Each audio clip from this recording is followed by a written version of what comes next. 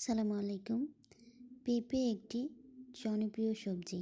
পেঁপে দিয়ে অনেক ধরনেরই তরকারি রান্না করা যায়, কিন্তু পেঁপে দিয়ে যে মজাদার নাড়ু বানানো যায় সেটা আমরা অনেকেই জানি না।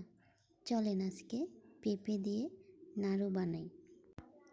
নাড়ু বানানোর জন্য পেঁপেকে প্রথমে গ্রেট করে নিতে হবে। এইভাবে কুচি কুচি করে নিতে হবে। গ্রেট করা হয়ে গেলে কড়াইয়ে দিয়ে দিতে হবে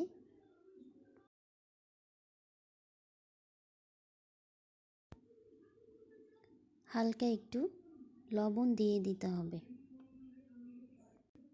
তারপর ঢাকনা দিয়ে 2 থেকে 3 মিনিট সিদ্ধ করে নিতে হবে।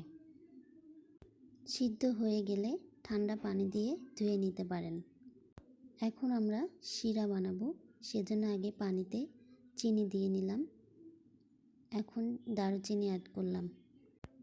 এদিকে সিদ্ধ পেঁপের ঝুড়ি থেকে অতিরিক্ত পানিটা বের করে দেব। এদিকে আমাদের শিরাও হয়ে গেছে। শিরাতে ঝুরি করা পেঁপে দিয়ে দেব।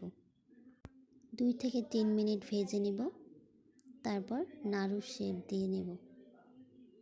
এভাবে আমাদের মজাদার পেঁপের নাড়ু তৈরি হয়ে যাবে।